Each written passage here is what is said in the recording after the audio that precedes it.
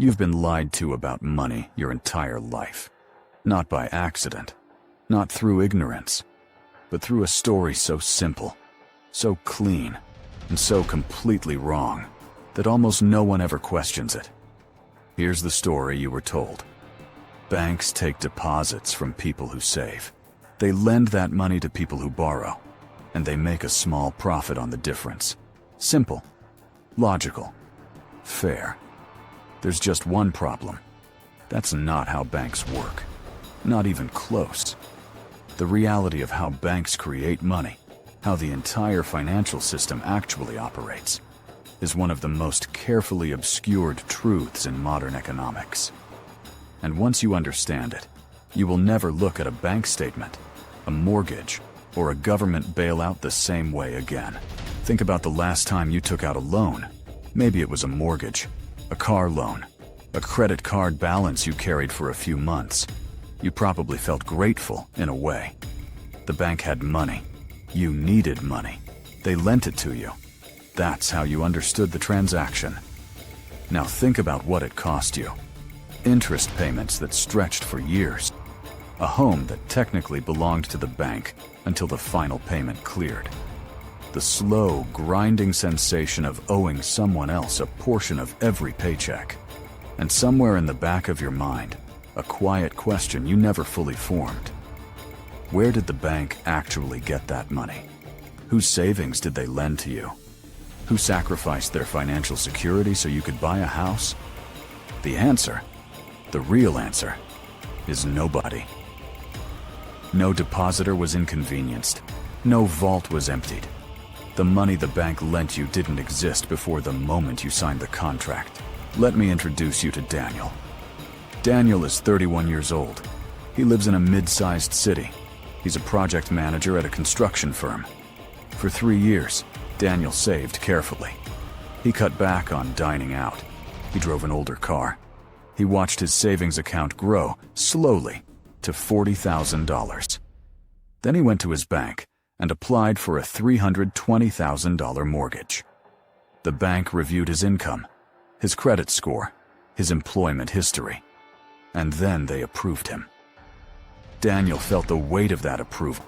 Somewhere in this bank, he imagined, were the life savings of thousands of people just like him. People who had sacrificed and saved. And now, through the bank, their savings were being put to work, lent to people like Daniel who needed them. It felt like a fair exchange, a system working exactly as it should.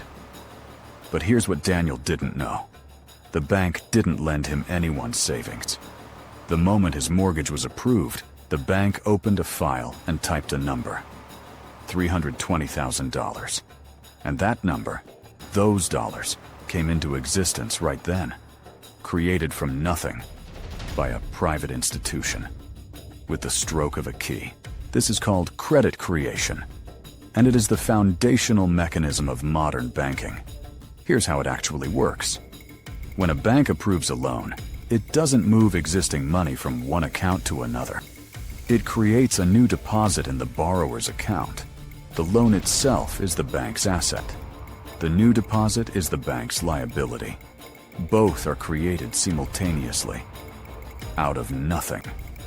The Bank of England, one of the oldest and most respected central banks in the world, confirmed this directly in a 2014 research paper.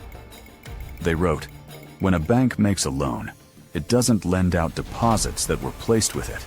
It creates new money in the form of a deposit." This wasn't a conspiracy theory. This was the Central Bank of the United Kingdom explaining how money has always worked. And yet most people, including most economics students, still believe the old story. The piggy bank story. Banks collect savings. Banks lend savings. Banks earn interest. It's clean, it's intuitive, and it's fiction. So if banks aren't lending your deposits, what are they actually doing with them? Here's where it gets more complex, and more important. You've probably heard the term fractional reserve banking. Most people think it means this. Banks are required to keep a fraction of deposits in reserve. and can lend the rest. So if the reserve requirement is 10% and you deposit $1,000, the bank keeps $100 and lends $900. That's the textbook version. But here's the truth that textbooks quietly skip over. In most major economies today, reserve requirements for everyday lending are effectively zero. In 2020, the United States Federal Reserve reduced the reserve requirement to 0%. Not 10%, not 5%. Zero. The UK and Australia never had meaningful reserve requirements for most of the modern era. This means the constraint on bank lending isn't how many deposits they hold. It's something called capital requirements. Banks must hold a certain percentage of their own equity, their own money, relative to the loans on their books. Under international rules called Basel III, that's roughly 8 to 10%. So for every $100 a bank lends, it needs to hold about $8 to $10 of its own capital, which means for every $8 of real money a bank actually has, it can create and lend approximately $100 of new money. Let that land for a moment.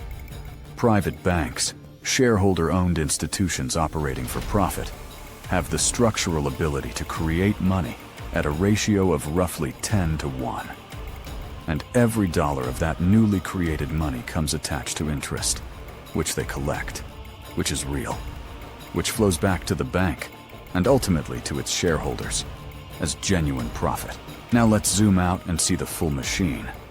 Because this isn't just about one bank and one mortgage. This is the operating system of the entire global economy. Every time someone takes out a business loan, a student loan, a car loan, a credit card, money is created. Every time a loan is repaid, that money is destroyed, literally unmade. The total supply of money in the economy isn't controlled by governments printing bills. It's controlled primarily by banks making and receiving loan payments.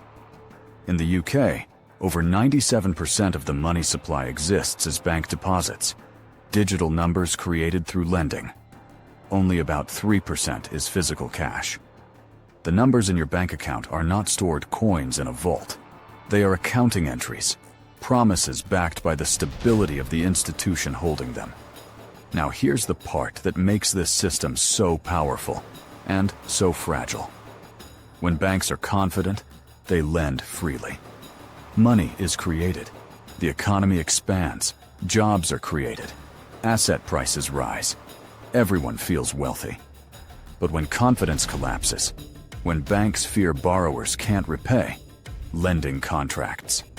Money is destroyed faster than it's created. The economy shrinks. Unemployment rises. Asset prices fall. People who did nothing wrong lose everything. This is what happened in 2008. Banks had created extraordinary amounts of money through mortgage lending. When those mortgages began to fail, the system began to implode. And what happened next? Government stepped in with taxpayer money to stabilize private institutions that had been creating money for private profit. The banks that created the boom were rescued from the bust. The people who had simply borrowed to buy homes were not. Let's return to Daniel. He's now 3 years into his mortgage. He's paid $38,000 in payments. Of that, roughly $28,000 was interest. Only $10,000 reduced the actual principal. The money Daniel is paying back, real money, earned through real hours of his real life, flows to the bank as profit. Profit on money that was created essentially from nothing. Daniel is not being robbed. The system is technically legal.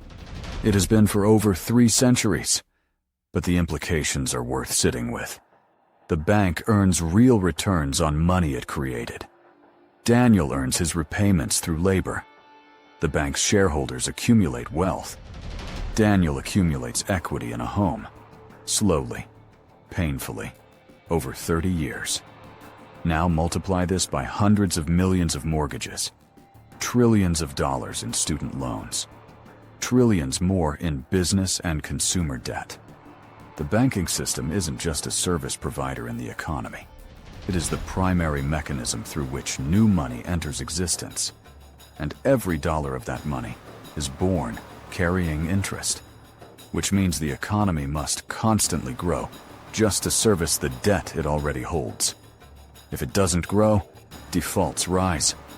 Money is destroyed, and the cycle contracts until something collapses or someone intervenes. This is not a conspiracy. It is not a secret. The Bank of England published it. Academic economists have written about it for decades. But it is, for reasons perhaps obvious, not the story told in school, not the story told in mainstream media, and not the story the financial industry leads with. Here's what I want you to carry with you. The money in your bank account is not stored wealth in any physical sense. It is a number backed by trust. Trust in the institution. Trust in the system. Trust in the government that stands behind both. The bank didn't save up to lend to you. It created your mortgage the moment you signed. And it will collect real interest, real labor, real hours of your life, for decades in return. None of this makes you a victim. Understanding it makes you something more powerful. It makes you a realist. When people ask why housing is so expensive, part of the answer is here. When people ask why inequality keeps widening, part of the answer is here. When people ask why financial crises keep happening despite regulation, part of the answer is here. The system is not broken. It is functioning exactly as designed. Money flows toward those who understand its creation. Debt accumulates in those who don't. The banks are not the middlemen they claim to be. They are not connecting your savings to someone else's dreams. They are the source, the origin point, the place where money begins. And once you understand that, you start asking very different questions about who benefits from the way things are and who is never meant to.